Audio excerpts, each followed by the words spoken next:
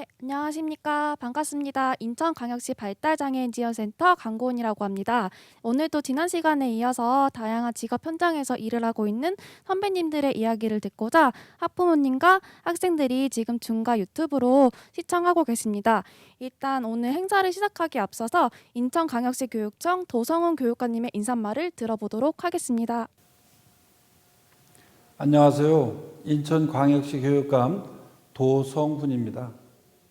오늘 선배에게 직접 듣는 직업 이야기, 온라인 좌담회에서 학생, 학부모님 그리고 선생님들께 인사를 드리게 되어 무척 기쁩니다.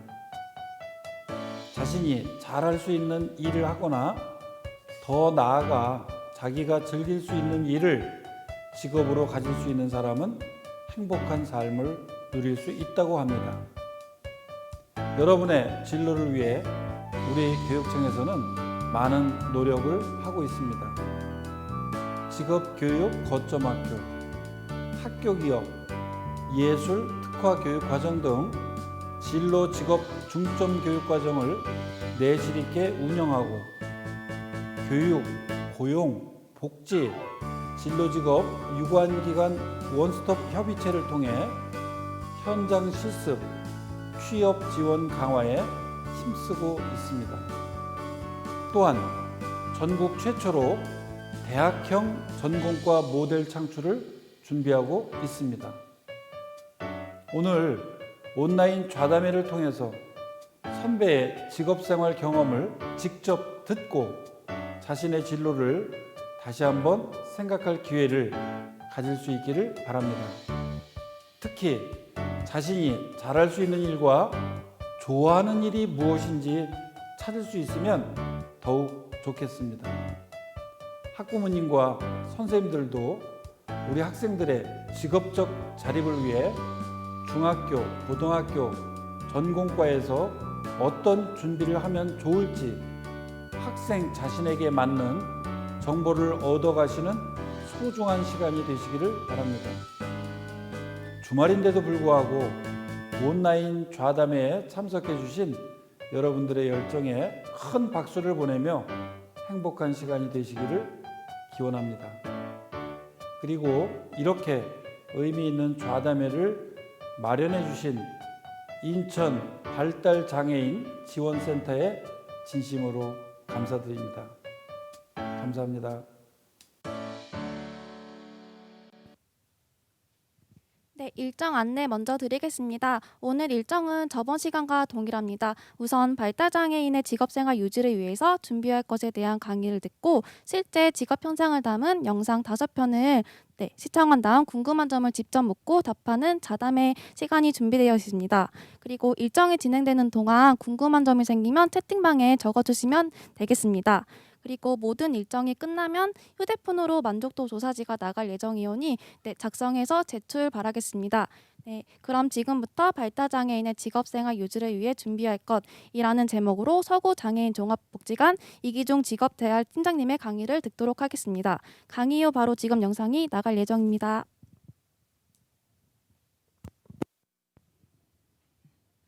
네, 안녕하세요. 저는 인천 서구장애인 종합복지관에서 근무하고 있는 이기중입니다. 만나뵙게 되어 반갑습니다. 이렇게 영상으로 뵙는 건 또 처음인데요. 네. 지금 짧은 시간이지만 또 여러분들에게 필요한 내용을 전달할 수 있도록 노력하겠습니다. 지난 시간에 아마 취업 전에 준비해야 될 사항들에 대해서 이야기한 걸로 알고 있는데요.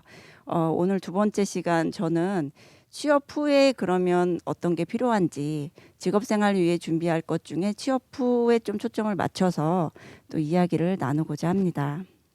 사실 취업 전이나 후나 그 직업생활에 필요한 것들은 동일하다고 할 수 있고요. 취업 후에는 어떤 작업의 숙련도 또 다양한 변화 환경의 변화 또 직무의 변화에 대해서 내가 얼마나 더 잘 적응하고 관계를 잘 유지해 가느냐가 더 추가적으로 요구되는 사항들인 것 같고요. 그래서 취업 후에 또 해야 될 것들이 전보다는 더 많아진다라고 볼 수 있습니다. 제가 일단 요걸 보기에 앞서 이제 발달장애인 직업에 대해서 간단하게 볼 건데요.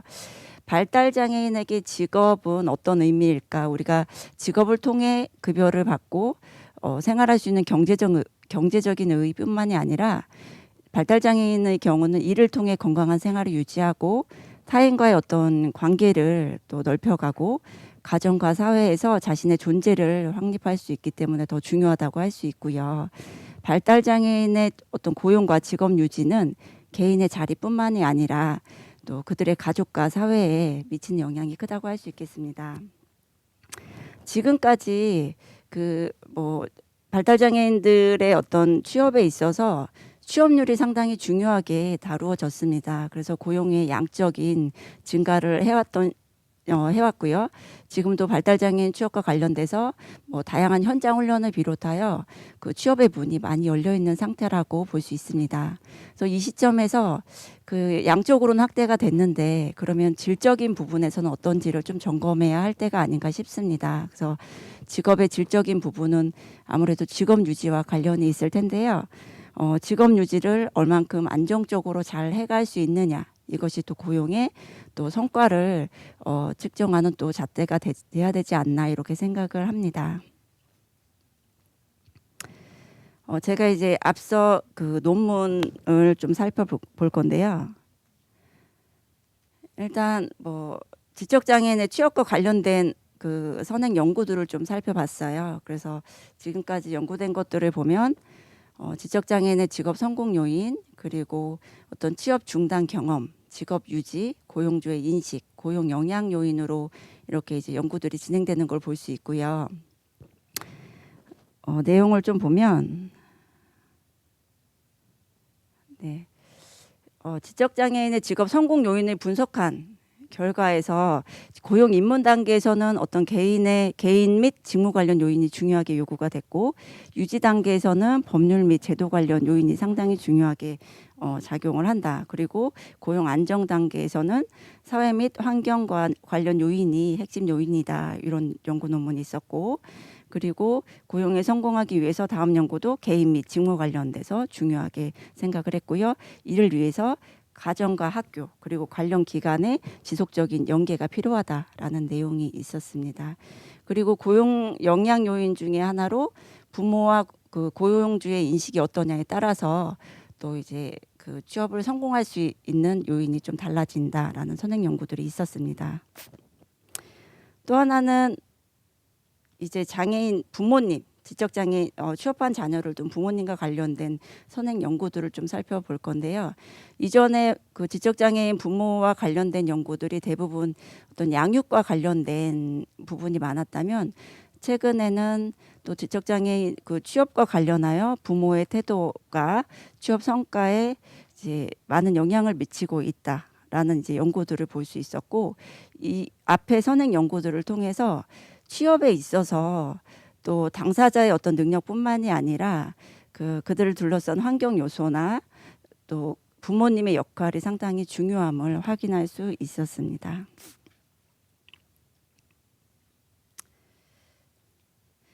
그러면 자녀의 직업 생활에 앞서 알아야 할 것을 제가 이제 준비하면서 어떤 내용을 다루면 좋을까를 좀 고민했어요. 그러니까 직업을 갖기 위해서 가장 중요한 영향을 주는 분이 누구일까요? 일단은 장애인을 고용할 사업주와 관련자, 그리고 그 자녀를 또 보호해줄 또 부모님, 그리고 직업 상담에서 취업 연계 이후에 이제 적응 지도까지 해주실 현장의 직업 재활 전문가 그런 역할이 중요하다라고 생각을 하고요. 이분들이 장애인 고용에 대해서 어떻게 생각하냐에 따라서 우리들이 준비할 것들이 좀 달라지지 않나라는 생각을 해봅니다. 그래서 저는 이제 세 가지 요 측면에서 그분들이 인식하는 또 장애인 고용에 대해서 어떤 걸 중요하게 여기는지를 좀 살펴볼 예정입니다. 요 논문이 좀 오래전 거긴 해요. 2006년도 거긴 한데 제가 내용을 보면서 지금도 별반 다르지 않지 않나라는 생각이 들었고요. 고용주가 생각하는 장애인의 직업적 성공 요인, 이래서 여기는 일단 충청도 그리고 대전광역시에 있는 장애인 고용 사업체를 대상으로 설문조사를 했고요. 120곳, 약 120곳 정도의 어떤 사업주와 또 관련자에게 장애인 고용에 있어서 중요한 성공 요인이 무엇이냐를 질문한 내용입니다. 그래서 그 결과를 보면 가장 중요한 걸로 작업 관련 요인을 들었고요. 그리고 개인적 기술, 의사소통 기술, 사회적 기술 순으로 중요하다고 인식을 했습니다. 작업 관련 요인들을 보면 일단은 직접적인 감독자가 없어도 내가 독립적으로 작업을 수행할 수 있는지, 또 지시에 따르기가 가능한지, 또 새로운 작업 상황에 대해서 적절히 반응할 수 있는지, 또 감독자의 이제 시정하라는 지시에 내가 적절하게 반응할 수 있는지, 또 작업 공정을 정확하게 이해할 수 있는지, 또 능률적으로 일을 수행할 수 있는지, 이런 것들이 좀 포함된다고 볼 수 있고요. 개인적 기술은 뭐 직무에 대한 의지와 또 흥미, 이런 것들이 좀 들어갈 것 같고요. 그리고 옷차림이나 용모와 같은 어떤 자기 관리 능력, 그리고 이제 어떤 신체적인 능력, 그리고 그 에너지, 이런 것들이 들어갈 수 있을 것 같아요. 그리고 얼마나 인내심이 있고 창의적인지, 이런 것들을 포함한다고 보시면 될 것 같습니다.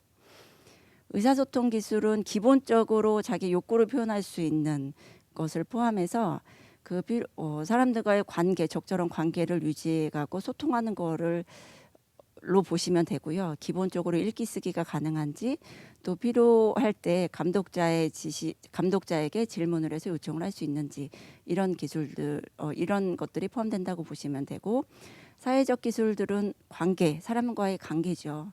그래서 사람들과 잘 어울릴 수 있는지, 또 상냥한지, 자기 신경질적인 행동이나 감정을 자제할 수 있는지, 또 사회적으로 받아들여지는 행동을 수행할 수 있는지, 이런 것들을 포함한다고 보시면 되겠습니다.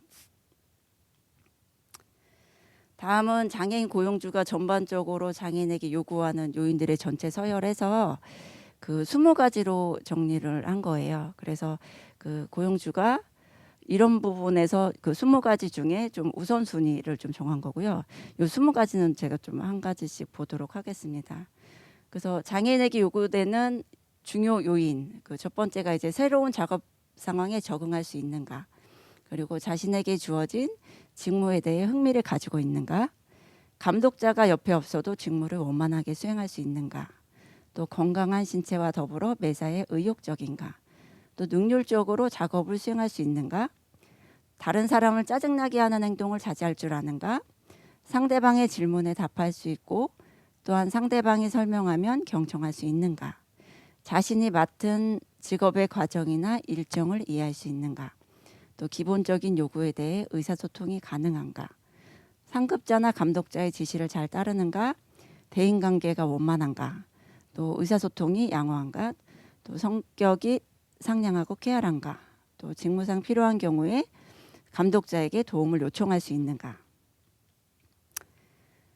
그리고 자신에게 주어진 일을 깔끔하게 처리할 수 있는가, 다른 사람을 대할 때 스스로 부침성 있게 다가갈 수 있는가, 감독자가 시정을 요구하면 그의 지시에 따를 수 있는가, 용모가 단정한가, 또 기본적인 일상적인 글을 읽고 쓸 수 있는가, 안전표지 등 공중 표지판을 이해하고 따를 수 있는가, 일반적으로 사회에서 받아들여지는 행동을 하거나 태도를 보이는가.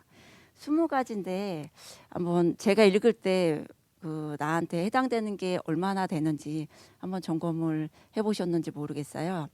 지금 뭐 우선순위로 나열이 되긴 했지만 이런 것들이 기본적으로 내가 직장 생활을 하는 데 있어서 요구되는 사항이라고 이해하시면 좋을 것 같습니다. 그러면 이 20가지의 그 중요 요인을 장애 유형별로 좀 봤어요. 그래서 지적장애인에게 요구하는 그런 중요한 요인은 무엇일까? 그래서 이것도 이제 20가지를 우선순위로 정했는데 제가 요 5번까지만 한번 읽을게요. 그래서 새로운 작업 상황에 적응할 수 있는가? 자신에게 주어진 직무에 대해 흥미를 가지고 있는가? 또 자신의 맡은 직업의 과정이나 일정을 이해할 수 있는가? 감독자가 옆에 없어도 직무를 원만하게 수행할 수 있는가? 또 감독자가 작업을 교정해 줄 때 적절하게 반응하는가? 보면은 앞에 내용들이 다 작업과 관련된 기술을 중요하게 다루고 있지요. 뒤에 거는 일단 그냥 좀 참고하시면 좋을 것 같고요. 그래서 이 20가지 요인의 서열을 볼 때 그 지적 장애인에게 작업 관련 기술군이 일단 가장 중요한 요인으로 사업주들이 인식을 하고 있었고요. 그 다음으로 개인적 기술군, 그 다음에 의사소통 기술군, 사회적 기술군 순으로 중요한 요인을 인식하였습니다. 그럼 다른 장애인들은 어떨까요? 일단 청각 장애인의 경우는 제가 큰 범주만 이렇게 올려놨는데 작업 관련 기술, 개인적 기술, 사회적 기술 요 순서대로 이제 중요하다라고 인식을 하셨고, 그다음에 지체 장애인의 경우는 개인적 기술, 작업 관련 기술, 사회적 기술, 의사소통 기술군 이 순서대로 중요하다고 인식을 했습니다. 이상에서 보는 것처럼 장애의 정도 뭐 어떤 장애냐를 떠나서 일단 작업 관련 기술과 개인적 기술군이 그 중요한 요인으로 사업주들이 인식하고 있다는 걸 좀 확인할 수 있었습니다. 다음은 직군에 따른 범주별 서열인데요. 이제 직무에 따라서 요구되는 게 다르겠죠. 여기에서는 뭐 전문 기술 및 관리 직군에 종사하는 장애인에게 요구되는 요인들에서 아무래도 전문 기술과 관리직 정도가 되면 작업 관련돼서는 기본적으로 갖추고 있다라고 보기 때문에 개인적 기술군과 사회적 기술군, 의사소통 기술군 순으로 이제 중요하다고 인식을 하셨고요. 사무 및 판매 직군에 종사하는 장애인들에게는 일단 개인적 기술군, 사회적 기술군, 작업 관련 기술군으로 중요하다라고 또 인식을 하고 있었습니다. 서비스 직군은 네, 개인적 기술군, 작업 관련 기술군이 또 중요한 그 우선순위로 그 인식을 하셨고, 가공 처리군은 작업 관련 기술군이 가장 높았고요. 그다음에 개인적 기술, 의사소통 기술 순으로 중요도로 인식했습니다. 또 기계기술 직군은 개인적 기술과 작업 관련 기술. 그러니까 이 네 가지가 거의 이제 약간의 순서만 다르지 거의 개인적 기술군과 작업 관련 기술들이 조금 더 중요하게 요구가 됐고요. 전반적으로 이렇게 뭐 장애 유형이나 또 개인의 어떤 특성 그리고 뭐 직무에 따라 요구되는 것들이 다르긴 하겠지만 고용주 측면에서는 장애인이라고 할지라도 일단 직무나 업무 능력 관련돼서는 기본적으로 어느 정도 갖추고 있어야 된다라는 생각을 강하게 하고 있었고요. 또 작업 관련 기술군 외에 앞에 이제 본 것처럼 인성적인 요인이 중요하다라고 인식을 하셨습니다. 그래서 뭐 원만한 대인관계나 그 개인의 어떤 용모 단정, 자기 관리를 어느 정도 잘하는지, 또 성실한지, 상냥하고 어떤 쾌활한 성격을 가지고 있는지, 또 다른 사람에게 짜증나는 행동을 자제할 수 있는지, 또 타인을 배려할 수 있는지 이런 인성적인 측면을 중요하게 다루고 있다라고 이제 확인할 수 있었고, 그래서 내가 직장 생활을 유지하기 위해서는 작업과 관련된 기술뿐만이 아니라 이렇게 여러 가지 관계나 인성적인 측면에서도 중요하게 요구됨을 확인할 수 있었습니다. 다음은 직업 유지와 관련된 논문들을 좀 찾아봤어요. 지금은 이제 일단 보실게요. 그래서 이 자료가 2004년 자료여서 정신지체인의 직무 관련 요인으로 나왔죠. 그래서 이제 용어가 바뀌긴 했는데 일단 직업 유지에 중요한 영향을 미치는 요인이 무엇인가라고 했을 때 직무 만족이 중요한 요인이다라는 그런 논문이 선행 연구들이 이제 계속 발표가 됐고요.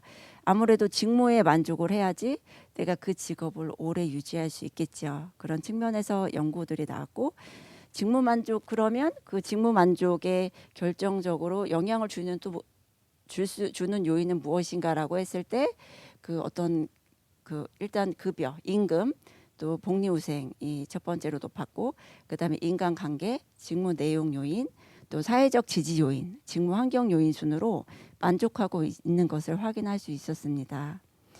그리고 이 요인 중에 특히 인간관계 요인과 직무 내용 요인은 내가 이제 직업을 유지하고 싶다라는 어떤 의사 표현 그런 생각과 또 직업 유지 기간을 높이는데 중요한 높은 상관관계를 보여서 직장 생활을 하는 데 있어서 직무와 또 인간관계가 상당히 중요함을 확인할 수 있었고요.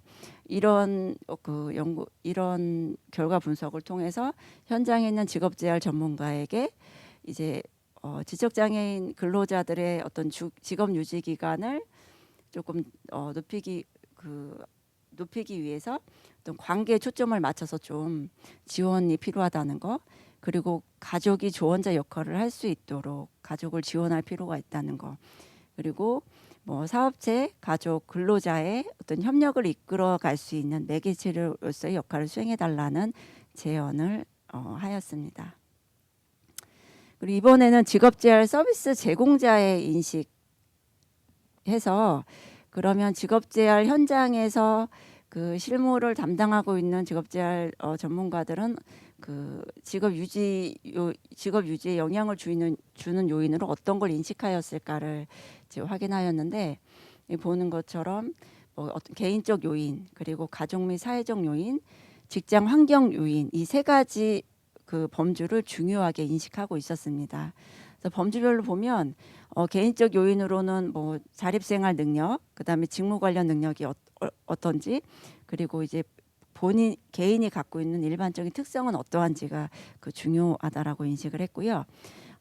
가족 및 사회적 요인에서는 어떤 가족의 지지, 또 전문적인 지지, 사회적으로 얼마나 그 장애인 근로자가, 이 친구가 그 많은 지지를 받고 있냐에 따라서 직업 유지가 영향을 미친다라고 인식했습니다. 그리고 뭐 작업 환경이나 고용주의 인식 등 직장 환경 요인이 중요하다라고 인식을 했고요. 이번에는 이제 취업 지적장애 자녀를 둔 부모님들이 어떻게 인식을 하고 있는지를 좀 살펴볼 건데, 여기에서는 7명의 부모님들을 저희 인터뷰를 통해서 질적 연구를 한 거예요. 그래서 7분의 그 부모님들이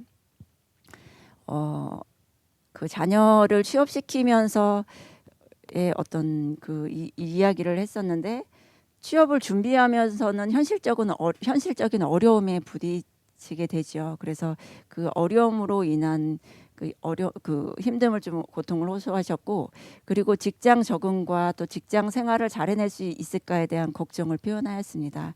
또 그와 더불어 이 걱정뿐만이 아니라 자녀가 취업을 통해 직장 생활을 통해서 또 긍정적인 변화를 보이는 것을 확인할 수 있었고, 또 자녀뿐만이 아니라 부모와 어떤 가족이 함께 성장할 수 있는 그런 경험을 하였다라고 표현을 했습니다. 그리고 자녀의 이후 자립과 미래에 대해서 좀 긍정적으로, 희망적으로 바라볼 수 있는 그런 계기가 되었다라고 표현을 했어요. 여기에서도 그 부모님들이 취업에 성공했다고 할지라도 어떤 그 직장생활 적응과 관련돼서 취업 후 직업 유지를 위해서 어떤 직업 태도나 대인관계 기술, 뭐 이런 부분에 있어서 지속적으로 뭐 사회기술 훈련 등 뭐 교육을 시키고 사후관리 서비스가 필요하다라고 인식을 했고요. 그리고 부모님이다 보니까 우리 아이가 취업을 해서 직장생활뿐만이 아니라 그 성인기로 접어들었기 때문에 어떤 자립에 좀 초점을 맞춰서 자립생활을 실현할 수 있는 그런 기회들이 계속 제공되어야 된다라는 그런 이제 제언이 나왔습니다.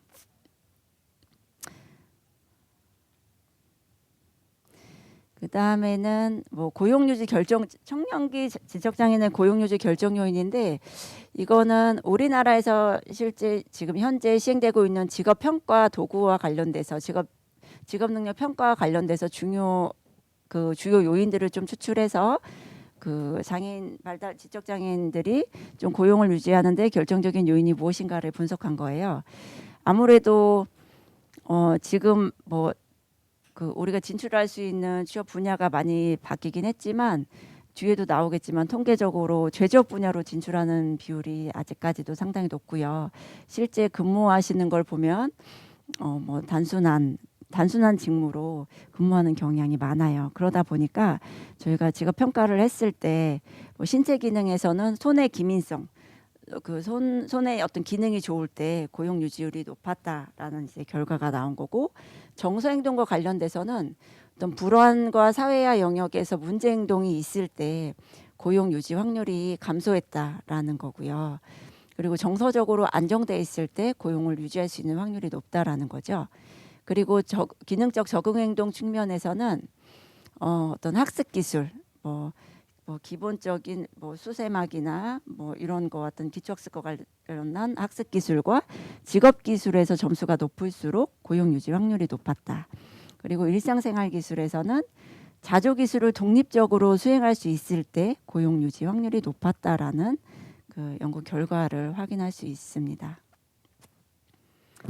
제가 좀 전에 얘기한 것처럼 이거는 이제 2014년도 자료를 분석을 해서 고용노동부 또 한국장애인 고용공단 7차 장애인 고용 패널 조사 결과를 활용해서 분석한 건데 발달장애인 근로자의 고용 현황 여기서 보시는 것처럼 지금 뭐 2020년이죠. 2010년도에 봤을 때도 제조업 쪽에 한 46.4 거의 50% 정도가 제조업 쪽에 종사를 하고 있었고 직종은 한 78%가 단순 노무 종사 쪽으로 나타났다라는 거예요. 그래서 아직까지 고용 환경이 열악하다는 걸 볼 수 있고요.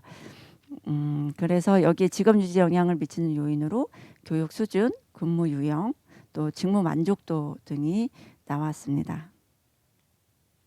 이상에서 살펴본 것처럼 고용주들은 어떤 직업 장애인들의 어떤 직업 성공에 필요한 것으로 작업 관련 기술 또 이제 개인적 기술이 중요하다고 인식을 했고요. 아울러 의사소통이랑 사회성 기술이 중요하다고 인식을 했어요. 그리고 직업 재활 전문가가 인식하는 것도 별반 다르지 않았거든요. 직업 재활 전문가도 어떤 개인적 요소와 또 이제 가족의 지지와 또 사회적 지지가 어떠냐에 따라서 달라졌다라는 걸 좀 강조했고 우리 부모님들의 역할 또 가정의 역할이 얼마나 중요한지를 확인할 수 있었습니다. 그래서 이번에는 직업생활 유지에 필요한 것들에서요. 중증장애인 직업재활 지원사업 운영 매뉴얼에 있는 내용들을 좀 담아봤어요. 그래서 이 매뉴얼은 한국장애인개발원에서 또 직업재활 현장 전문가들 그리고 학계 교수 또 관련자들이 모여서 그러면 직업재활을 직업재활을 잘 수행하기 위해서 어떤 것들이 필요하냐에 대한 의논을 했고요. 그래서 뭐 어떻게 보면 보편적인 내용이긴 한데 직업생활을 하는 데 있어서 꼭 필요한 내용들이 이러이러한 것이지 않냐라고 이제 그 현장 전문가들이 현장에서 교육을 하고 훈련을 할 때 참고하라고 제시한 어떤 가이드라인이라고 보시면 돼요. 그래서 이 뭐 직업적응 훈련 세부 영역 및 내용을 보시면 일단 크게 개인 사회생활 그리고 이제 직업 준비, 직업 수행 훈련 또 직무 능력 향상, 직업 유지 훈련 요 이제 세 가지 꼭지로 해서 필요한 것들을 좀 분리해 놨습니다. 그래서 개인 사회생활은 개인 또 가정, 지역 사회에 적응하고 독립적으로 사회생활을 유지하는 데 필요한 내용들로 좀 구성이 돼 있고요. 그 일을 하는데 굳이 이게 관련이 있을까요?라고 이제 말씀하실 수도 있는데 일단은 직장은 나 혼자 생활하는 게 아니라 사람들을 만나고 또 서로 협력하고 함께 어울려서 하는 거기 때문에 개인 사회생활이 기본이 되지 않으면 일단은 좀 직업까지 가기가 좀 어렵지 않을까 생각이 들어요. 그래서 가장 중요하다고 볼 수 있고 그다음에 이제 직업 준비 작업 수행 훈련은 직업 인식 탐색, 직무 능력 습득 관련해서 어떤 직업 준비와 관련된 지식과 구직 기술 등을 로 구성되어 있습니다. 그리고 직업 능력 향상 유지 훈련에는 뭐 직무 능력 향상 및 직업 유지에 필요한 것들을 나열을 해서 이거는 좀 내가 나중에 취업 후에 좀 안정적인 직장 생활과 유지를 그 위해서 꼭 구체적으로 좀 봐야 될 내용이 아닐까 싶습니다. 보면은 이제 세부 영역으로 여러 가지가 나와 있어요. 근데 이 중에서 제가 이제 딱 봤을 때 자기 관리, 기초 학습 그리고 이제 대인관계, 의사소통 이 부분은 직장 생활하는 데 있어서 그냥 우리가 상식적으로도 필요한 부분이죠. 그래서 제가 이걸 그 매뉴얼을 보여드리는 이유는 이걸 다 할 수 있어야 됩니다는 아니에요. 그러니까 그 여러분들이 또 내 자녀가 어느 정도로 할 수 있는지를 한번 점검하시고 또 점검하면서 그러면 지금보다 조금 더 낫기 위해 필요한 것들은 무엇이지라는 고민을 하실 때 그런 참고 자료로서 좀 활용을 하시면 좋지 않을까 생각이 들어서 제시를 했고요. 그런 용도로 좀 점검을 해보셨으면 좋겠습니다. 그리고 그 외에도 어떤 이성교제, 또 선거 관련된 이성교제, 또 금전관리, 여가활동 뭐 이런 것들은 직접 뭐 직업을 갖고 내가 유지하는데 그렇게 관련돼 있는 것 같지는 않지만 실제로 저희가 장애인분들을 또 취업시키고 현장에 나가 보면 이제 성인기에 접어든 분들, 이제 이성에 대해 관심이 가는 건 너무 자연스럽고 당연한 거거든요.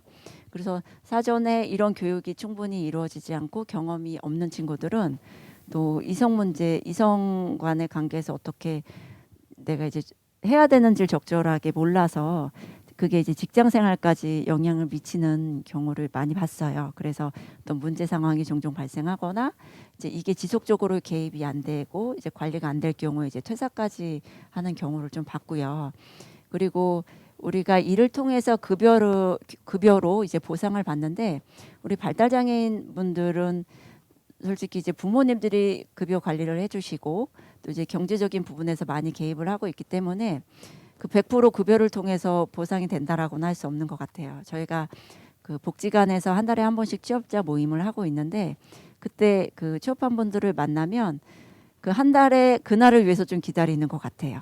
그래서 어떤 다양한 여가 활동 또 취업자들과의 뭐 별도의 만남 그리고 그런 만남 가운데서 어떤 긍정적인 관계들을 유지하면서 내가 일을 하는 의미 그런 동기들을 찾아가는 것들을 많이 볼 수 있었습니다. 그래서 그 아무래도 취업을 하면 직장과 가정에서 대부분을 생활하게 돼요.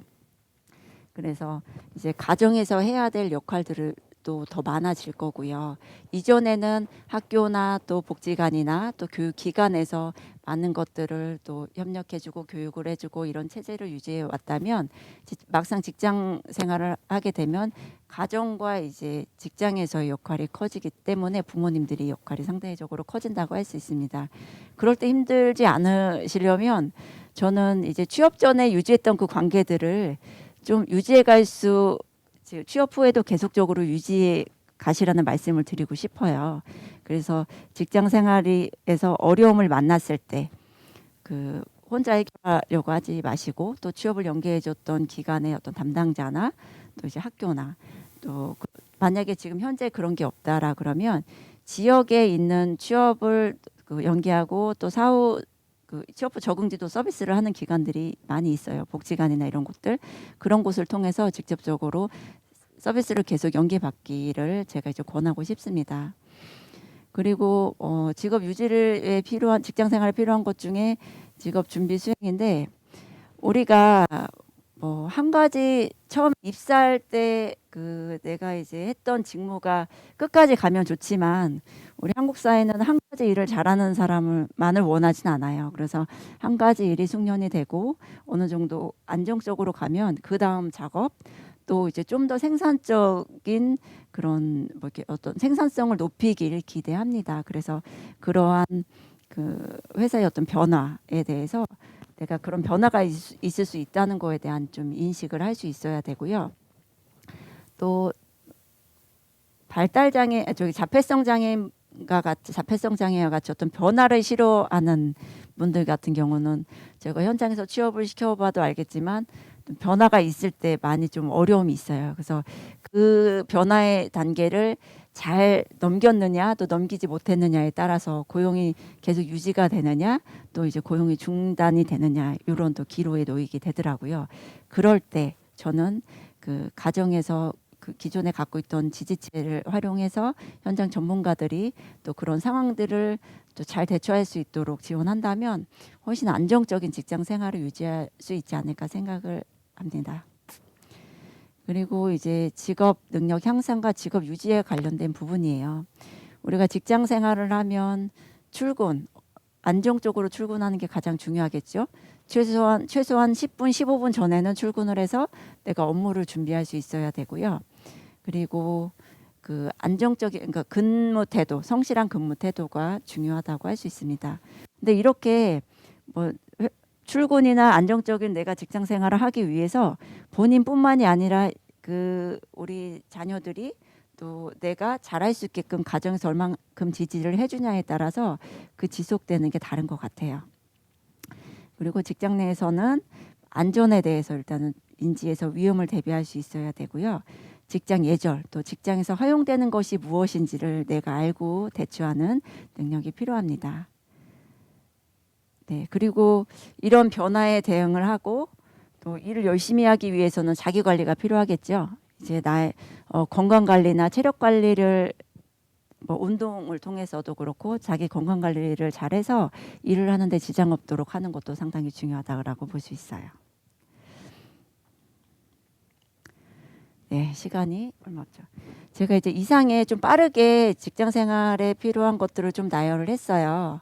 근데 어떻게 보면 내 아이는 어느 정도 이 정도는 해요라고 이제 웃는 부모님도 계실 거고, 아 우리 아이는 할 수 있는 게 너무 없어요라고 하실 수도 있어요. 저는 누구한테 비교하는 게 아니라 나한테 지금 내가 할 수 있는 게 무엇인지, 또 내 아이가 또 어떤 걸 잘할 수 있는지 현 상황을 좀 정확하게 점검하시라는 말씀을 드리고 싶고요. 그래서 현재의 나를 정확히 알아야지 그 다음에 내가 무엇을 준비해야 될지 계획할 수 있거든요. 그래서 이제 본인뿐만이 아니라 가족들이 모여서 직장 생활을 유지하기 위해 내 자녀에게 필요한 것들이 무엇인지를 좀 논의해 보라는 안내를 드리고 싶어요. 그래서 우리 아이의 현재 상태, 안 되는 게 참 많을 수 있는데 저는 우리 아이가 잘하는 거, 좋아하는 거, 우리 아이가 할 수 있는 그런 강점에 좀 초점을 두고 그 가능성을 두고 현재 상황을 좀 파악을 하시고요. 그 안에서 우리 아이한테 필요한 것이 무엇인지를 좀 꼼꼼히 점검을 하셨으면 좋겠어요. 그게 꼭 직업과 관련이 된 게 아니더라도 아까 말씀드린 것처럼 개인 사회생활과 관련된 거더라도 우리 아이에게 필요한 것을 하나하나 계획하고 실천할 때 지금보다 훨씬 나은 모습을 기대할 수 있지 않을까 생각을 합니다. 지금 제가 이제 책자 5가지를 지금 제안을 했어요. 제가 잠깐만요. 이 책자는 한국 지적 발달장애인 복지협회에서 발간한 책이고요. 쉬운 말과 그림으로 보는 자립생활 안내 책자예요. 그래서 제가 이걸 준비하면서 그 본 책자인데 그림으로 나와 있고 알기 쉽게 설명이 돼 있어서 어떤 그 직업뿐만이 아니라 그 우리 자녀들을 교육하는데 상당히 이제 쉽게 뭐 볼 수 있는 교육 자료가 되지 않을까 해서 이렇게 좀 올려드렸고, 이 내용들을 보시면 정말 필요한 내용들, 아무래도 그 부모님들 입장에서 또 만든 거기 때문에 더 그런 필요한 내용들이 좀 담아져 있어서 참고하시면 좋을 것 같습니다. 네, 마지막으로 요걸 제가 이제 읽고 마칠 텐데요. 발달장애 자녀의 자립생활을 준비하기 위해서는 부모와 자녀가 함께 자녀의 미래에 대해 꿈을 꿀 수 있어야 하고, 이러한 꿈을 이루기 위해 작지만 소중한 목표를 제시할 수 있어야 하며 목표를 향해 차근차근 나아가려는 노력이 필요하다. 꿈은 크게 꾸면 현실적이지 않을 수 있지만 지금 이 자리에서 선택 가능하고 실현 가능한 꿈이라면 도전해 볼 만하다. 이렇게 이제 저희 또 마음이기도 합니다. 이제 자녀 진로를 준비하시고 이제 직업을 준비하실 텐데 지금 현재 할 수 있는 것부터 차근차근 한 단계 한 단계 이제 점검하면서 준비해 나가시면 지금보다 훨씬 나은 내일 또 이후에 또 멋진 직장인으로서의 우리 여러분들도 자녀들을 만날 수 있지 않을까 싶습니다. 네, 감사합니다.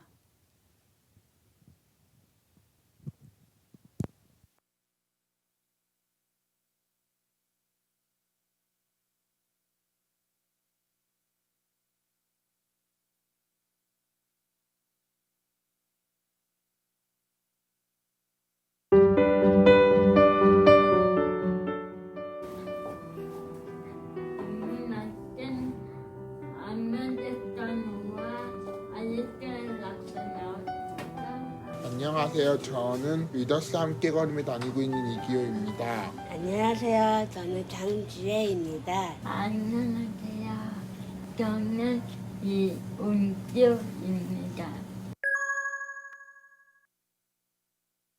카페에서 콜서빙이랑 카운터 업무를 보고 있습니다. 콜서빙은 손님 인사하고 손님 응대하고 손님들한테 커피 전해주고 그런 업무입니다. 카운터 업무는 카운터 보고 계산하고 카운터 일하는 업무입니다. 커피 내리는 거랑 포장 종류로 많이 해요.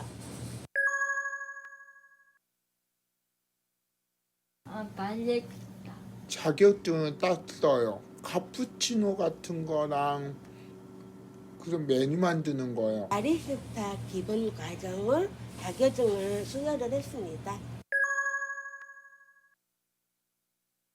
원두에 대해서 이게 조금 어려운 것 같았어요.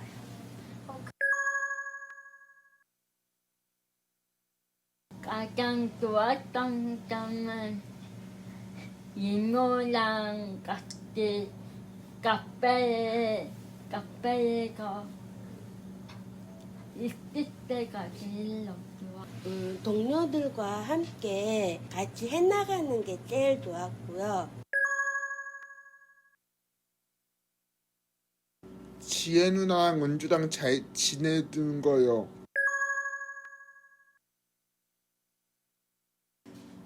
좋은 점을 많이 말을 많이 해주고요. 현금을 잘 계산을 못하는 것도 있고, 대표님이 많은 도움을 주셨죠. 엄마는 다 들었어요. 은주랑 밥 먹었습니다. 부모님한테 용돈을 좀 많이 드리는 편이에요. 바리스타 도전해보면 나만의 직장 갖는 게 흐뭇하고 보람을 느껴져요. 집에서만 있으면 심심하고 우울증이 올 수도 있으니까 나만의 직장 가지고 있는 것이 돈도 벌 수 있고 내 자신도 기특하게 느낄 수 있을 거예요. 직업에도 생각해보면 좋을 듯해요. 후배님들 조금만 더 힘내줬으면 좋겠어요. 우리 카페에 오면 선배로서 너네들한테 잘해줄 거고 너네들한테 꼭 사랑으로 대해줄게. 꼭 우리 카페에 와라. 알겠다.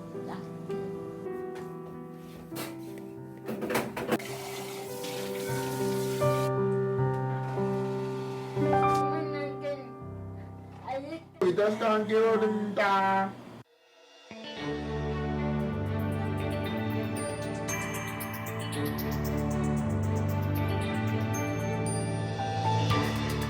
완제품을 생산하는 데 있어서 반죽을 계량하고 믹싱하고 성형해서 제품을 만들고 굽고 포장하고 그러한 작업으로 이루어지고 있고요. 그 작업을 하는 데 있어 각각의 장애인분들이 오시게 되면 저희가 평가를 통해서 가장 잘할 수 있는 직무에 저희가 배치를 해드리고 있고요. 예를 들면은 제품을 만드는데 무게 계량하는 부분에서 일하시는 분들 같은 경우는 수 개념이 좋으셔야 될 것 같고요. 반죽을 성형하고 믹싱하는 부분에 계신 분들이라고 하면 손 기능이 좀 좋아야 될 것 같아요. 오븐 쪽 파트에서 일하시는 분들은 뜨거운 거를 싫어하시면은 오븐에서 굽기 하는 부분에서 일하시기가 조금 어려우실 것 같고 또 포장하는 파트 쪽에서 일하시는 분들도 양손 협응이 좀 잘 되셔야 될 것 같고 좀 깔끔하게 하실 수 있는 그런 분들이 필요하실 것 같아요. 근데 이 모든 직무에서 제일 중요한 거는 오랫동안 서서 일하시니까 좀 체력적으로 좀 건강하시고 튼튼하시는 분들도 직무에서 일하시는데 코로나 이전 기준으로 했을 때 하루 3시간 정도 근로를 하시고요. 3시간 정도 훈련을 해서 총 시간은 훈련 3시간, 근로 3시간에서 6시간 정도. 네, 그러니까 그 근로 시간이라고 하면은 자기들이 잘할 수 있는 아까 말씀드렸던 것처럼 본인들 맡은 구역에서 작업을 하게 되고 훈련 시간은 포장 파트에 있는 친구가 근로장애인 분들이 저도 성형 파트에서 일을 하고 싶습니다 했을 때 이제 제가 이제 그런 분들은 빵을 성형하는 부분에서 훈련을 하게 되겠죠. 저희 베이커리 하루 일과가 종일 서서 작업을 하는 부분이 많습니다. 그래서 우선은 좀 체력도 좀 강해야 될 것 같고요. 동료들하고 같은 공간에서 작업을 하기 때문에 완만한 대인관계도 좀 필요하고 안전사고 그런 부분도 발생할 수 있기 때문에 그러한 부분까지 좀 인지가 될 수 있는 그런 분들이 저희는 좀 필요한 것 같습니다. 중고등학생들이라고 하면은 너무 취업에 연연 안 하셨으면 좋을 것 같아요. 취업의 목적을 두시기보다는 즐기고 재밌게 보내는 그런 쪽으로 좀 유도를 해주시면 좋을 것 같고, 필요하시다고 생각하면 방과 후에 학원 같은 데 가서 제과제빵 자격증을 딴다든가 아니면 거기서 경험을 좀 하시고 오게 되면은 좀 더 많은 도움을 받으실 수 있을 것 같아요. 안녕하세요. 저는 노트덤 베이커리에서 생선지 맡고 있는 김민지입니다.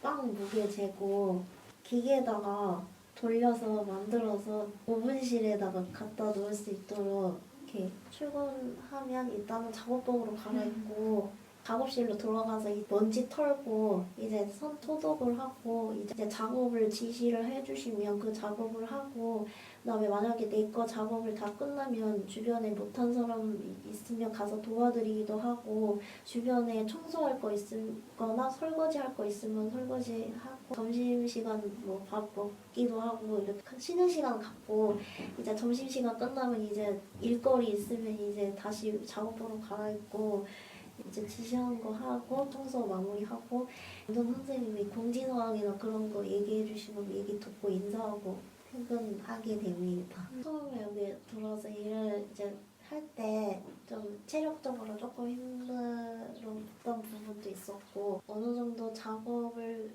능숙할 수 있는 사람과 이제 같이 어울려서 할 수 있는 사람이 왔으면 좋겠습니다. 계속 반복하는 것도 중요하지만 그거를 내 걸로 만들기 위해서 고민하고 그래야 될 것 같아요. 나이가 어리다고 해서 단다고 그러지 마시고 나도 할 수 있다고 자신감을 갖고 일을 하기보다는 좀 취미로 하고, 만약에 내가 진짜 취업을 하고 싶으면 열심히 자격증도 노력하셔서 원하는 데 취업하셨으면 좋겠어요.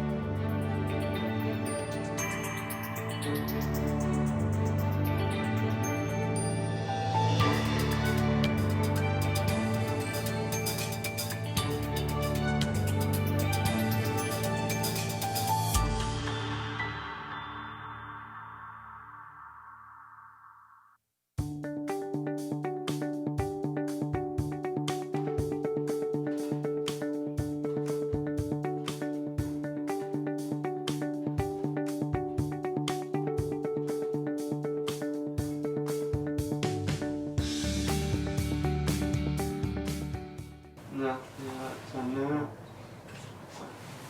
저는 굿일스토어에서 일하는 선영재입니다. 저는 굿일스토어에서 브이드 쪽에서 일하고 있는데, 기증을 한 걸 우리 쪽으로 올라와서 다시 분류해서 옷이랑 그릇이랑 거의 신발 거의 다 기증을 1층에서 해주면 1층에서 우리 쪽으로 올린 다음에 다시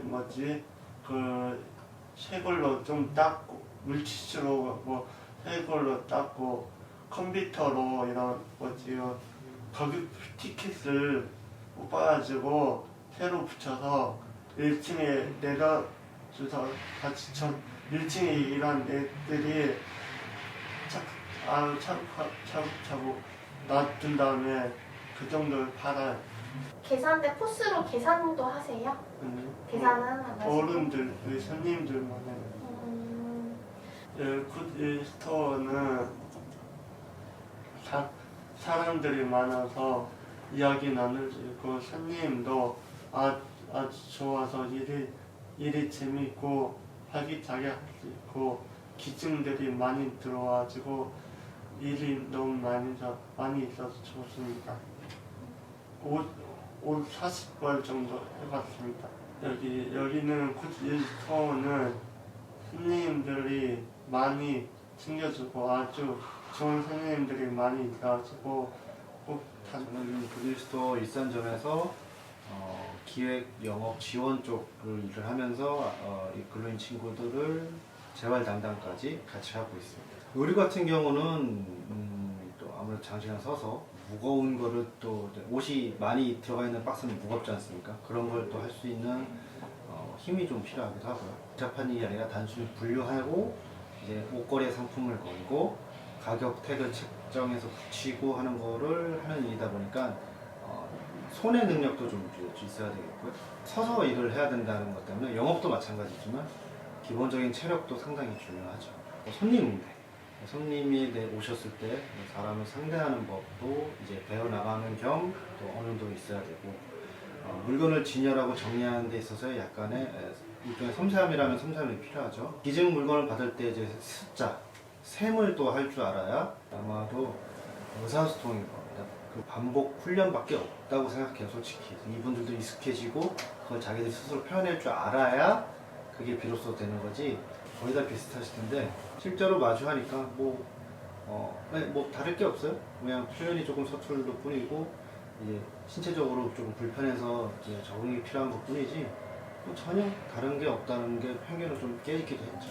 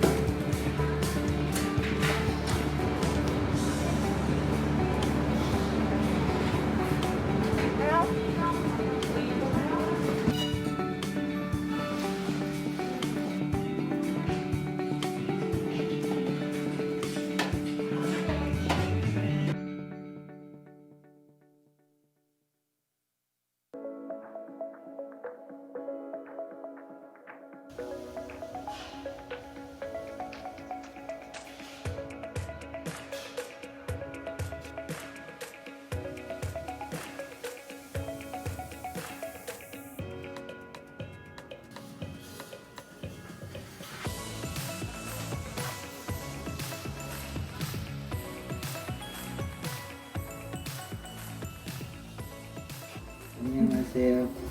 저는 중구 장애인 복지관에서 근무하는 서종찬입니다. 네, 안녕하세요. 네. 종찬 씨의 직업, 하고 계신 일을 좀 간단하게 소개해 주시겠어요? 지금 송도중학교에서 배식 보조하고요. 청소해요. 이 일을 시작하신 지는 얼마나 되셨어요? 2년. 배식 보조 일을 하면서 가장 힘들었던 적이랑 그다음에 가장 뿌듯했던 적이 있으신지 있다면 좀 알려주시겠어요? 힘든 점은 없고요. 여사님들이 잘해주세요. 출근해서 배식 보조 업무를 어떤 식으로 진행을 하시는 거예요? 맨 처음 출근하고 아침만 하고요. 손 닦고 창틀 닦고요. 배식할 때 깍두기랑 김치 애들한테 주고요.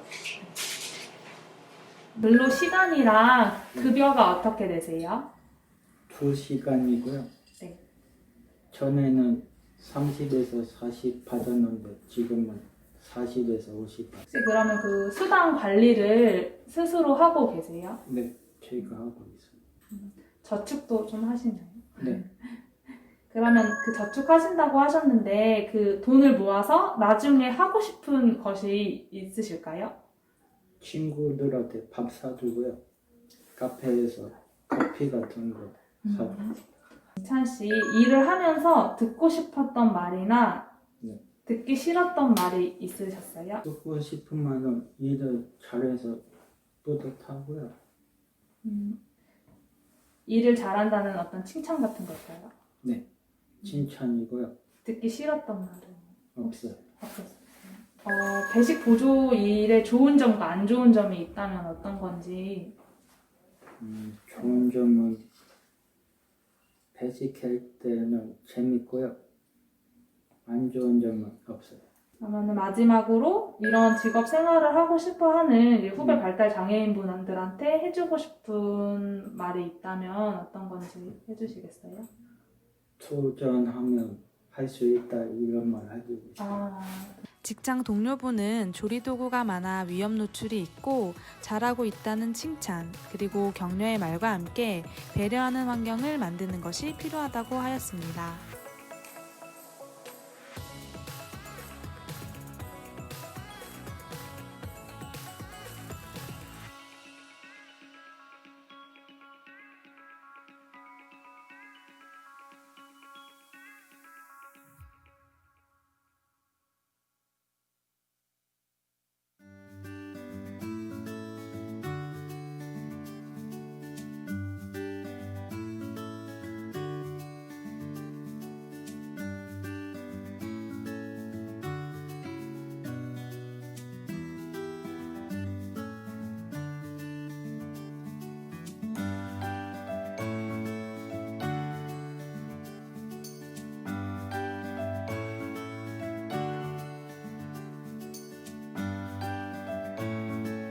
봉제 토탈로 작업을 하고 있는 우주 물산입니다.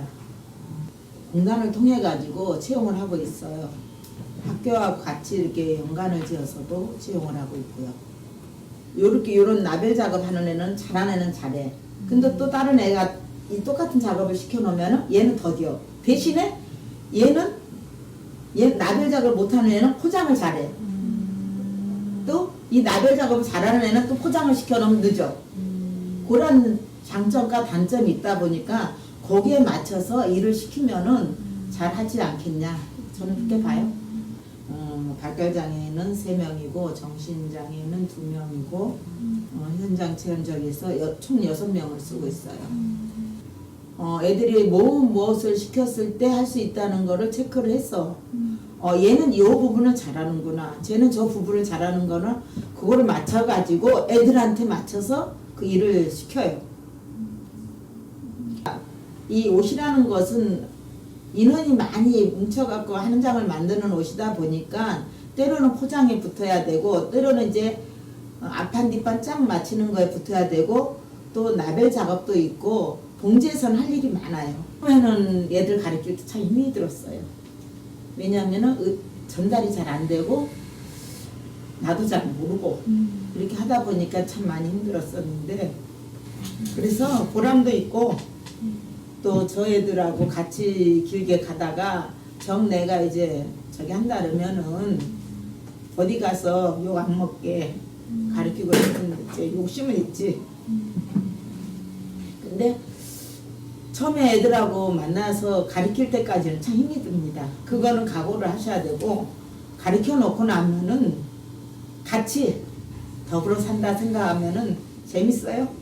이 고급 인력들을 가지고선 이런 소작업을 시키는 거는 좀 무리인데 저 애들은 단순한 일들을 가르쳐 놓으면은 똑같아. 오히려 더 잘할 수도 있어. 그런 거에서 또 매력이 있어. 뭐든지 자신감을 갖고 하면은 다 할 수 있다. 다 할 수 있으니까는 본인이 열심히만 하면은 모르는 거는 모르는 게 잘못된 게 아니고 가르쳐 주는 것대로만 잘 열심히 하면은 누구든지 다 할 수 있다는 그 자신감만 있으면은 얼마든지 할 수 있다고 저는 생각을 해요. 그리고 뭐든지 자신 있게 생각을 하면은 다 할 수 있다고 가르치고 싶어요. 자이쇼 몇 살이에요? 26살 어떤 일을 하고 있어요? 앞뒤 맞춰요. 옷을 앞뒤로 맞춰요? 네, 희수씨 여기서 일한 지 얼마나 됐어요? 3년 그러면 여기서 몇 시부터 몇 시까지 일해요? 9시부터 5시까지. 그러면은 마지막으로 다짐 한 말씀 해주시겠어요? 예, 열심히 할 거예요.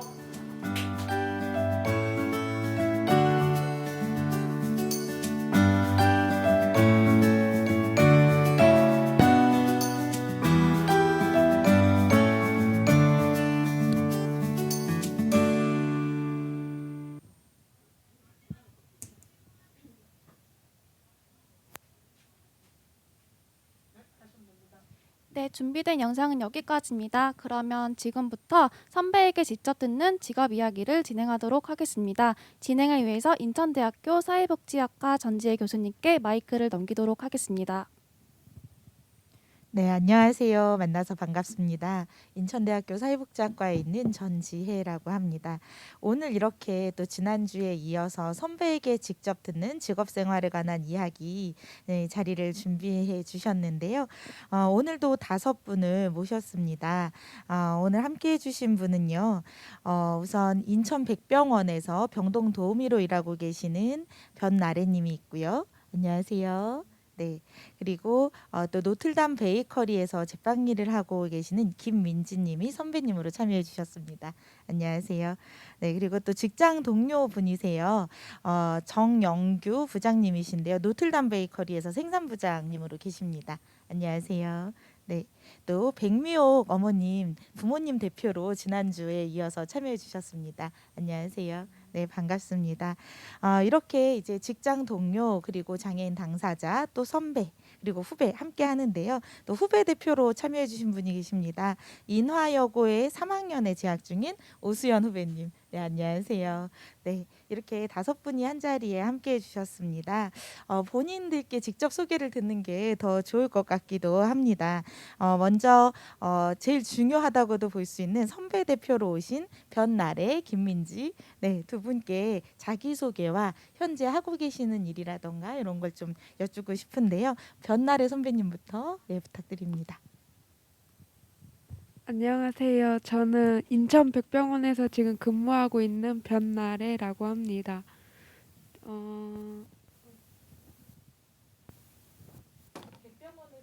일을 하고 있나요? 저는 지금 수술 환자 이송하고 린넨 그런 거 정리하고 검체 뽑고 마약 처방전 사인 받고 뭐 그런 일을 하고 있습니다. 와, 굉장히 복잡해 보이는데요. 어떤가요? 많이 복잡하거나 어렵진 않은가요? 약 이름이랑 마약 관련된 것들도 외워야 되고 수액도 정리하는데 수액 이름도 외워야 돼서 좀 그런 어려운 부분들은 있어요. 네. 정말 뭔가 그냥 준비 없이 할 수는 없는 일인 것 같습니다. 되게 많은 교육과 훈련, 네. 또 본인의 노력 이런 것이 많이 필요할 것 같은데 공부를 많이 해야 돼요. 그렇죠. 공부 많이 해야 되죠. 네, 이따 좀 더 자세한 이야기 듣도록 하겠습니다. 또 노틀담 베이커리에서 오신 김민지 선배님도 하시는 일 간단하게 소개 부탁드립니다.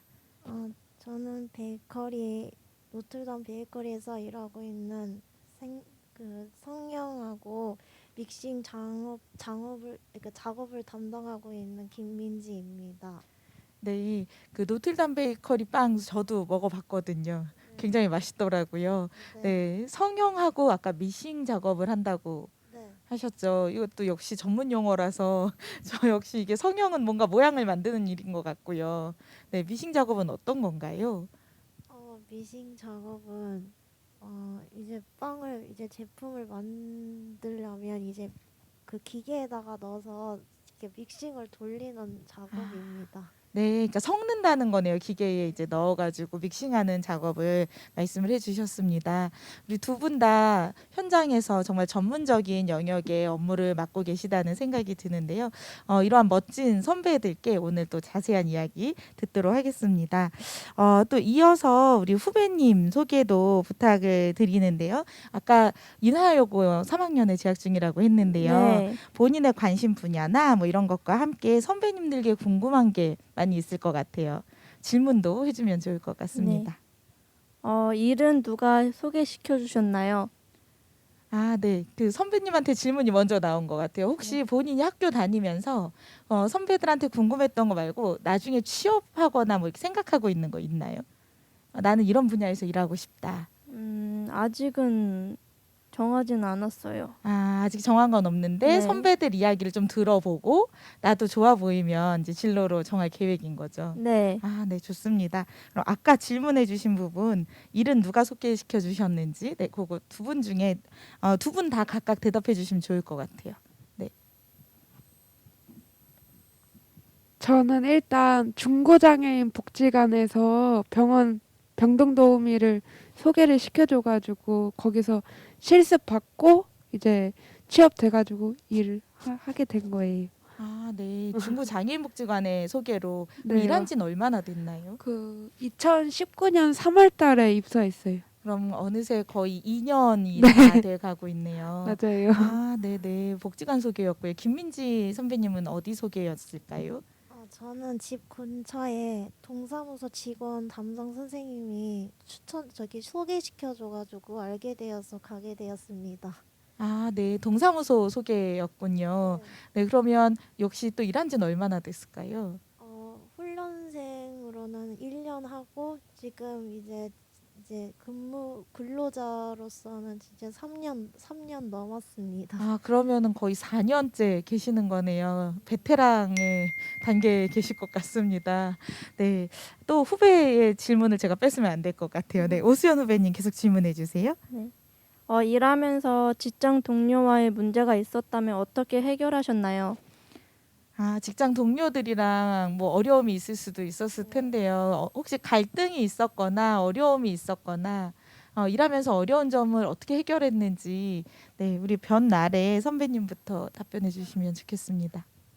저는 일단 이제 병원이다 보니까 어려운 용어들도 말하고 OS라든지 NS라든지 그런 걸 잘 몰랐었는데 거기 선생님들은 저한테 그렇게 말하니까 이해가 안 간다 뭐 이런 식으로 얘기하고 또 비장애인 분들이 많아가지고 거기는 저를 조금 이해하기가 조금 어려워 하시더라고요. 그래서 제가 확실하게 이해가 안 되고 어려운 부분들은 정확하게 얘기하면서 그렇게 풀었었어요. 네, 갈등이 모르는 건 잘 모르겠다. 네, 확실하게. 그러면 설명을 듣고 네. 확실히 알 때까지 모르는 건 모른다 네. 이렇게 그 얘기를 또 했고요. 친절하게 잘 알려줘요. 네네. 그리고 또 동료 비장애인 분들이 잘 네. 장애에 대해서 이해를 못한 점도 있는 것 같다고 네, 했는데 어떤 걸 이해를 못하는 것 그러니까 같던가요? 그 제가 지금 저 혼자 장애로 들어가서 일을 하고 있는 거거든요.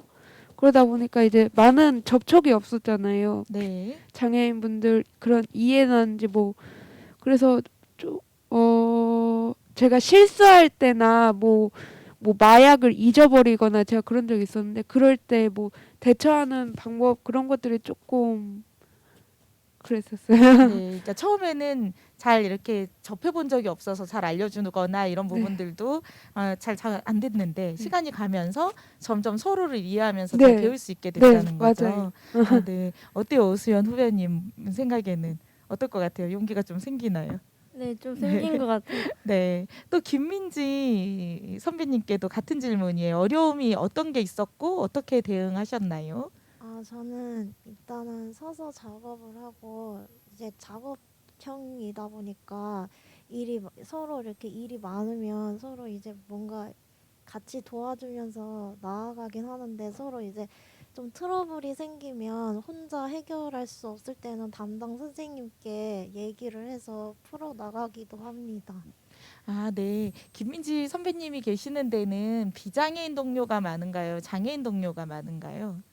장애인 동료분이 많습니다. 그렇죠. 거기는 보호작업장인 셈이죠. 네. 네, 아마 노트담 베이커리는 그래서 이제 서로 장애인 동료 간에 약간 트러블이 있거나 서로 이해를 못하는 일이 있을 때는 지원해 주시는 이제 사회복지 선생님이나 다른 뭐 생산부장님께 요청을 해서 갈등을 해결했다는 거죠.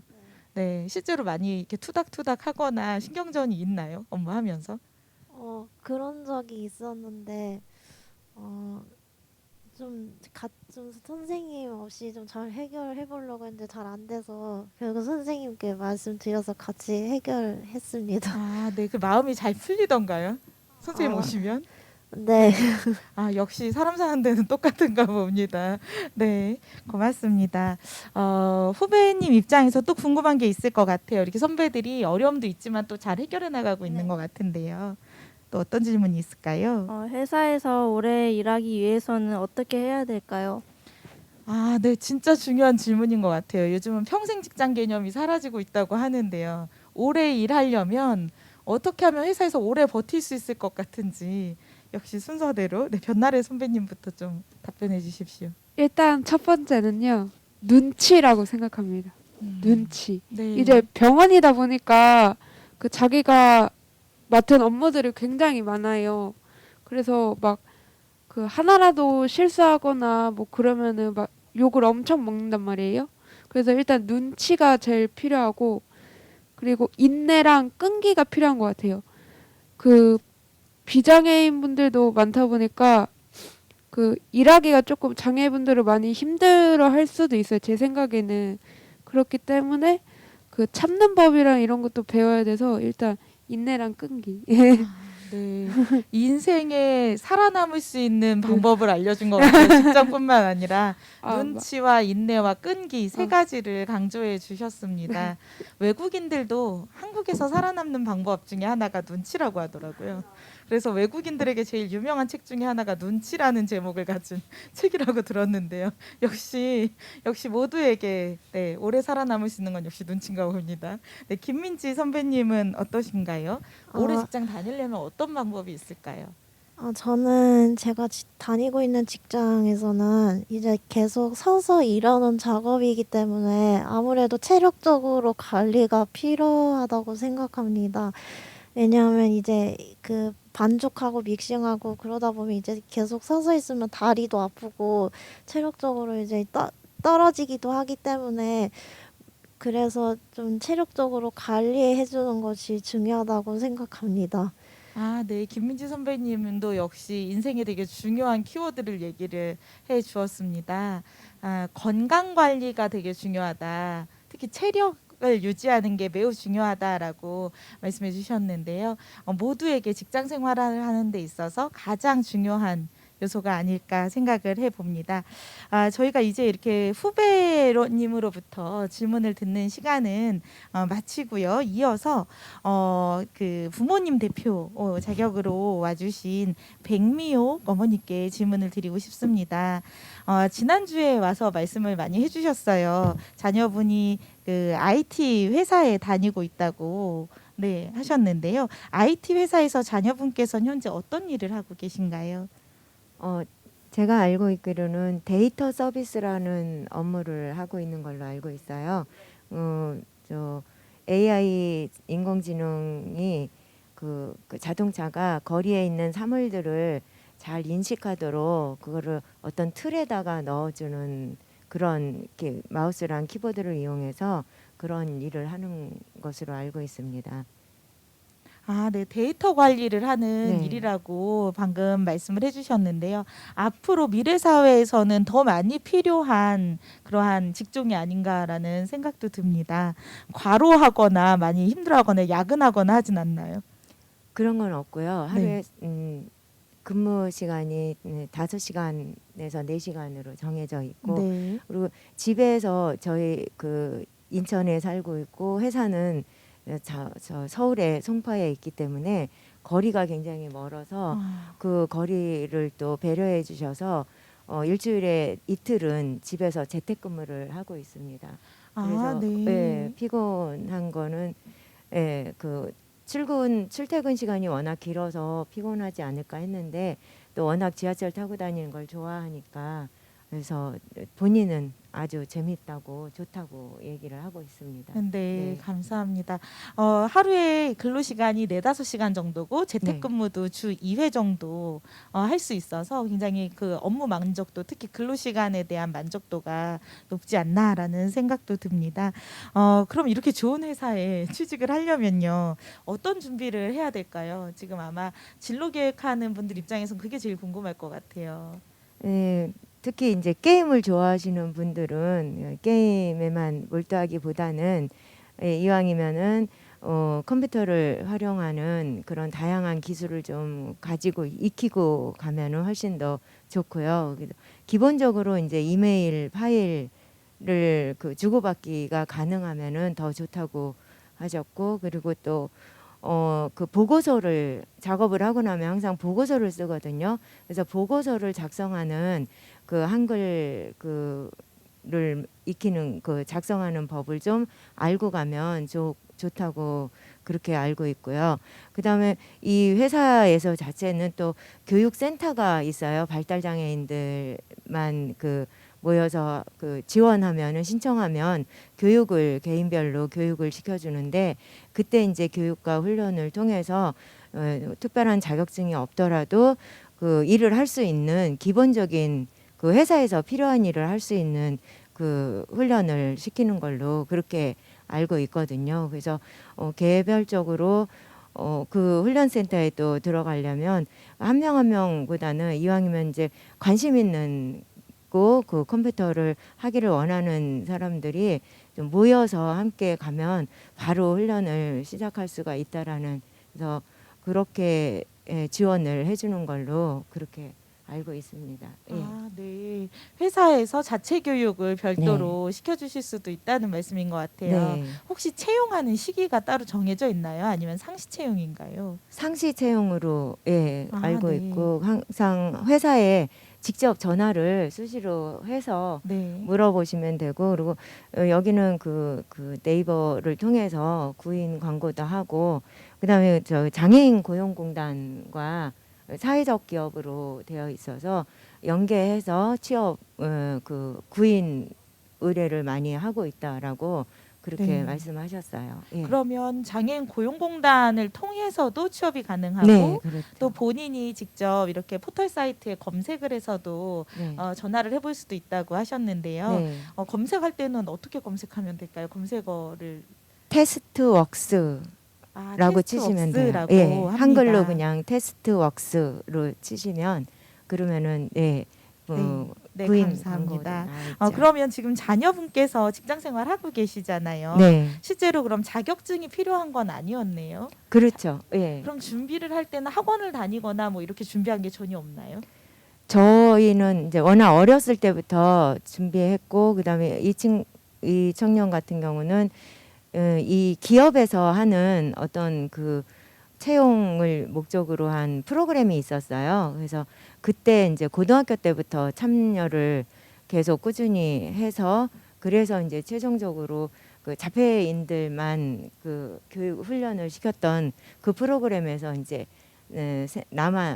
남고 취업을 하게 된 그런 케이스였는데 이 청년들을 계기로 해서 그래서 이제 본격적으로 이렇게 취업 그 센터까지 교육센터까지 운영을 하면서 이렇게 회사에서 그 발달장애인들을 위한 그런 프로그램을 진행하고 있습니다. 네, 감사합니다. 직장 생활에 대해서 부모님도 또 만족하고 계시는 걸로 보입니다. 아마 후배들에게, 그러니까 현재 진로를 계획하고 있는 분들께 몇 학년부터 이런 진로 계획을 구체적으로 하면 좋겠는지 좀 팁을 주실 수 있을까요? 관심이 생겼을 때부터 나이가 어리더라도 관심이 생겼을 때부터 어떤 뭐 회사나 기업을 목적으로 하기보다는 내가 잘하고 좋아하는 일을 챙길 수 있을 때 그때부터 준비를 하면 다양하게 경험하는 것이 취업에 많은 도움이 된다고 생각을 합니다. 네, 저도 이제 같은 입장인데요. 사실 우리 자녀가 혹은 나 자신이 어느 분야에 더 재능이 있고 관심이 있는지를 먼저 파악을 하고 거기에 맞는 직종이나 분야에 대해서 준비를 하는 게 좋을 것 같다라고 말씀을 해주셨습니다. 자녀분께서는 몇 살 때쯤 이런 데이터를 다루거나 이런 거에 재능이 있다라는 걸 좀 발견을 하셨나요? 어떤 걸 보고요? 그 보통 자폐인들이 좋아하는 그 얘기하고 있는 그 집중하는 것들을 하필이면 컴퓨터를 집중을 했어요. 그래서 아주 어릴 때부터 그래서 그걸 문제화 삼는 것보다는 좀 더 체계적으로 가르치고 싶다라는 욕심이 생겨서 그래서 이제 컴퓨터랑 친할 수 있도록 계속 집에서도 같이 활용할 수 있는 한글을 컴퓨터로 키보드로 익히는 작업부터 시작을 했고 초등학교 입학하자마자 방과 후 프로그램에 제가 이제 지원 보조 인력으로 들어가서 그래서 컴퓨터 그 방과 후 프로그램을 계속하면서 다양한 자격증을 그 도전하고 거기에 대해서 이제 목표성을 갖게 하고 그렇게 하다 보니까 그 직업까지 자연스럽게 연결이 된 것 같습니다. 네, 답변 감사드립니다. 네. 어렸을 때부터 부모님께서 나의 자녀의 특성은 어디에 있는가, 또 강점은 어디에 있는가 이런 부분들을 면밀히 살피시고 좀 더 좋아하는 것, 관심을 보이는 것 이런 분야하고 연결된 부분에서 진로의 길을 찾는 것이 가장 좋은 방법이다라는 말씀을 해주신 것 같습니다. 이제는 그 부모님의 의견은 여기까지 들어보고요. 감사합니다. 선생님께 좀 질문을 드리고자 하는데요. 노틀담 베이커리 생산부장님께 질문을 드립니다. 제과제 빵사 분들을 지금 많이 함께 일하고 계시잖아요.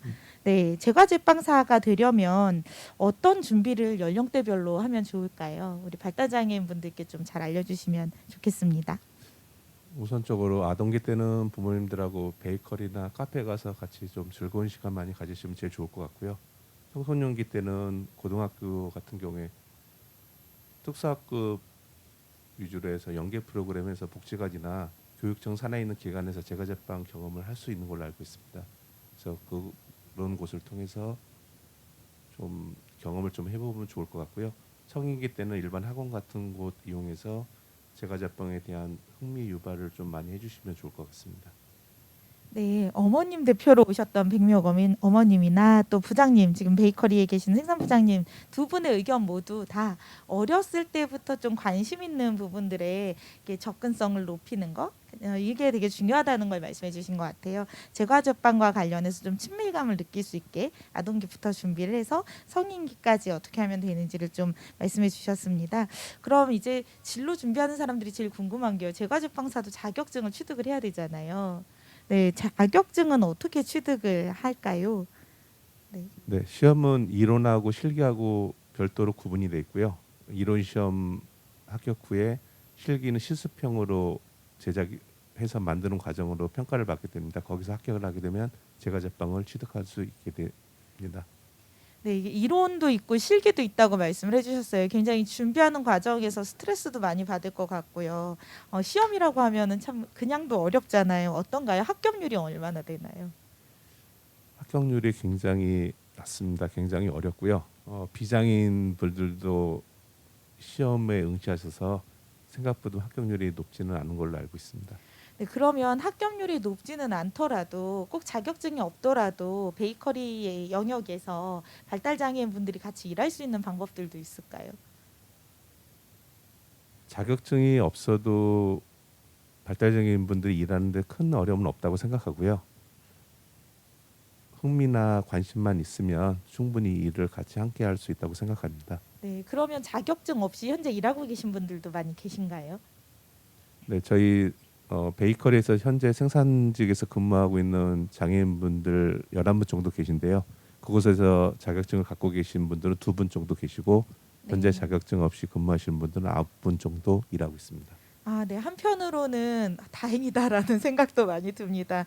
꼭 자격증 유무가 이게 왠지 취업에 제일 중요한 거 아닌가라는 그 고민이 많이 저도 들으면서 됐었거든요. 그럼 또 다른 질문 드려볼게요. 우선 뭐 베이커리뿐만 아니라 다양한 장애인 관련해서 여러 업체들이 있을 텐데요. 직장에 들어가려면 어떤 준비를 하면 제일 좋을까요? 우선은 관심 있는 분야에 좀 많은 흥미를 갖고 계시면 좋을 것 같고요. 그 직장의 특성에 맞는 부분에 대해서 좀 준비가 되면 좋을 것 같아요. 저희 베이커리 같은 경우는 김민지 양도 얘기를 해주셨지만 체력적으로 많이 좀 힘이 듭니다. 그래서 체력적으로 좀 많이 일을 잘할 수 있는 그런 준비가 좀 되면 좋을 것 같고, 그 다음에 아까도 말씀드렸듯이 흥미나 관심 분야가 좀 많으면 좋을 것 같습니다. 네, 결국 직업도 내가 좋아야 오랫동안 일할 수 있는 것 같습니다. 그래서 흥미나 관심 그리고 체력이 중요하다라는 말씀도 해주셨는데요. 또 직장 생활 오래 하려면 어떤 준비를 하면 좋을까요?라는 아까 후배님 질문도 있었어요. 그래서 생산부장님께도 같은 질문 드리고 싶습니다. 직장에서 어떤 자세를 가져야 오랫동안 잘 근무를 할 수 있을까요? 저희 베이커리뿐만 아니라 장애인분들이 같이 일하는 곳은 다 똑같은 것 같습니다.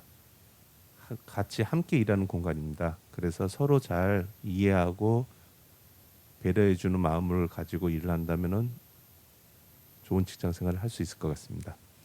네, 사람이 살아가는 곳은 제일 필요한 게 서로에 대한 이해와 배려인 것 같습니다. 이게 가장 중요하다라고 말씀을 해주셨고요.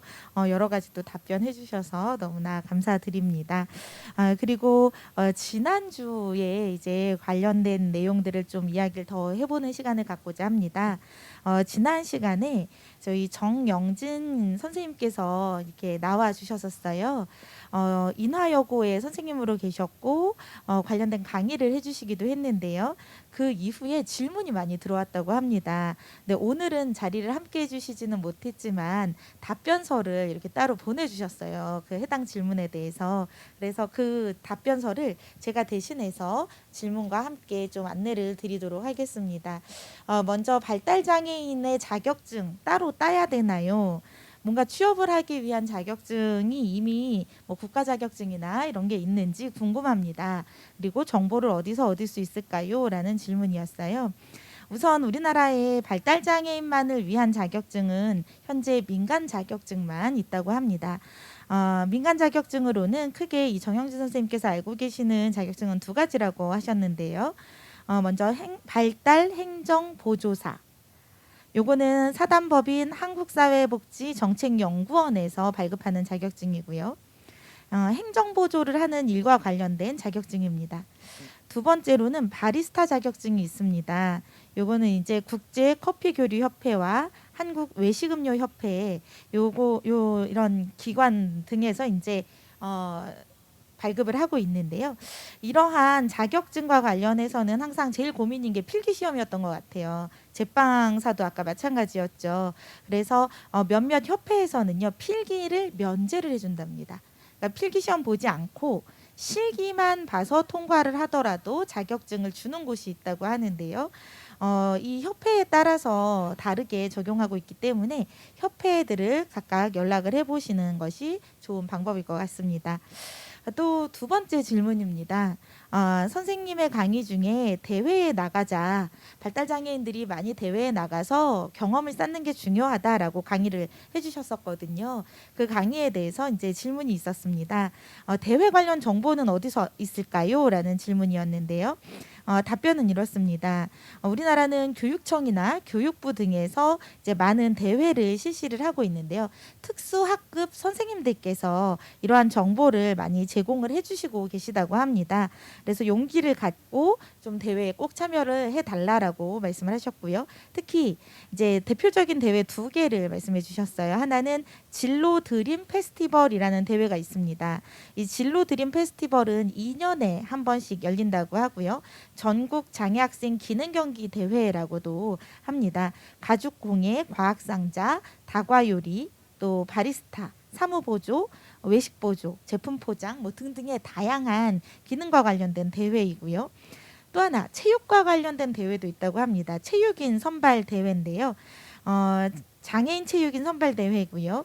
탁구나 배드민턴, 실내 조정 경기, 뭐 디스크 골프, 역도 등등 보치아나 수영도 있다고 합니다.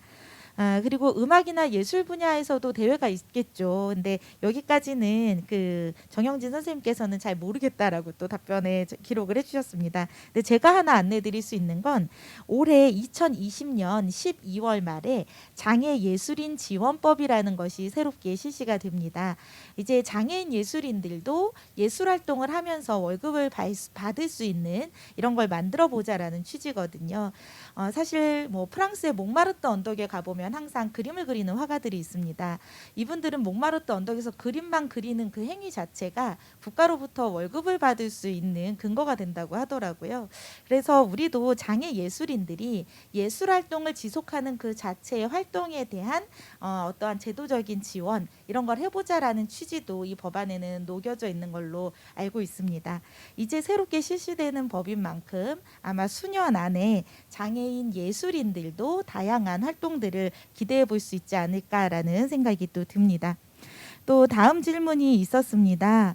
어떤 질문이냐면은요. 그 강의 중에 일반적으로 많이 취득하는 자격증 두 가지를 말씀해 주셨는데요.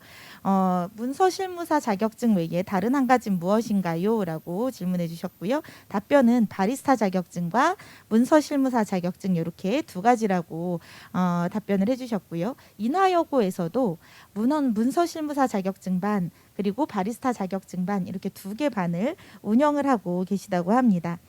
또 그 밖의 질문으로는 직업교육이나 기타 교육과정이 있는지 궁금합니다라는 질문이 있었는데요. 여기에 대한 답변을 드리자면 고용공단에서 앞으로 많은 지원이 좀 필요하다라는 의견을 주셨고요. 특히 기업들이 장애인 취업에 많은 관심을 가질 필요가 있고 적합 모델을 개발할 필요가 있다라고 말씀해 주셨습니다. 장애학생 취업 지원 확대 워크숍이 있었다고 하는데요. 이 워크숍에서 고용공단 직원이 와서 이런 이야기를 했다고 합니다. 편의점 스텝이라던가 테마파크에서 일하는 직원, 또 생활체육 보조 코치, 호텔리어, 또 임상연구 지원가나 의류 매장에서 일하는 정리원, 또 디자이너, 또 도시농부, 도시근교에서 농사를 짓는 거죠. 또 병원 보조원, 또 면세점 마케팅 사무원, 또 방송 제작 보조원 등등 다양한 또 게임 테스터도 있다고 해요. 게임 회사에서 신규 개발된 게임을 테스트하는 직업 등등 다양한 직무를 개발하고 있기 때문에 장애인 고용공단에서 하는 직업재활 관련 영역 프로그램에도 많이 관심을 가져달라라고 이야기를 했다고 합니다. 그래서 발달장애인 당사자분들이 체력을 좀 많이 기르는 게 중요하다고 역시 이야기를 했고요. 어떤 직무를 맡더라도 유연하게 대응해 나가고 사람들과 같이 일할 수 있는 기본적인 어떠한 대인관계에 대한 기술, 또 기초적인 역량 이런 것들이 많이 준비될 필요가 있다라고 의견을 주셨습니다. 이 자리를 대신해서 감사를 드립니다. 그 외에도 저희가 이렇게 방송을 하는 도중에 좀 질문이 많이 들어왔어요. 부모님 대표께 질문을 드립니다라고 하는 질문인데요. 직장 생활을 하는 성인 자녀와 현재 생활을 함께 하시면서 학교 다닐 때랑 부모 자녀 관계가 달라진 부분이 있을 것 같은데요. 어떻게 부모 자녀 관계가 달라졌는지 궁금하고요. 또 이러한 인생의 전환기를 앞둔 발달장애인 학부모들에게 미리 좀 준비해야 될 부분들, 또 이제 나중에 자녀분이 나이가 더 많이 들어가게 될 때 또 앞으로의 미래 준비도 하고 계실 거잖아요. 또 향후 성인기 이후에 준비는 어떤 걸 하고 계시는지 궁금합니다라고 하셨어요. 네, 저희 같은 경우는 확실히 학교 다닐 때랑은 많이 이제 생활 패턴도 다르다 보니까 좀 더 믿음직해졌다라고 말씀을 드리고 싶어요. 그래서 신뢰할 수 있는 관계가 좀 더 폭이 넓어졌고, 그다음에 또 그만큼 또 아들을 믿게 되니까 이제 그 믿음에 대해서 또 보답을 받는다라는 그런 또 그런 마음이 생기더라고요. 그래서 오히려 더 학교 다닐 때보다 긴장감도 좀 덜 하고요. 그리고 뭐 회사에 대해서 이렇고 저렇고 말은 안 하지만 오히려 학교 다닐 때보다 그 다른 비장애인 학생들하고 부딪히는 그런 부분이 훨씬 그 또래들과의 관계, 자폐적인 성향 때문인지 몰라도 또래들과의 관계를 너무 힘들어했는데 회사에 취업해서는 또래들보다는 다들 선배들이고 또 이렇게 어른들이 계시니까 확실히 그 생활 그 예절 부분에서도 제가 이렇게 알려주는 것보다 훨씬 더 보고 듣고 배우는 부분이 훨씬 더 그 영향이 많이 커졌더라고요. 그래서 그리고 본인을 이제 스스로 비교하고 평가할 수 있는 그런 또 좋은 모델들이 많이 있다 보니까 그래서 학교 다닐 때랑은 좀 더 많이 성숙하고 그런 마음이 생겨서 가족들 모두 안정되게 바라보고 있습니다. 그리고 부모님들도 학교 다닐 때랑은 확실히 달라진다는 믿음을 가지세요. 그래서 학교 다닐 때 아무래도 이제 조바심을 많이 내게 되는데, 근데 그런 부분을 좀 덜어내시고 그리고 좀 많이 믿어주는 거.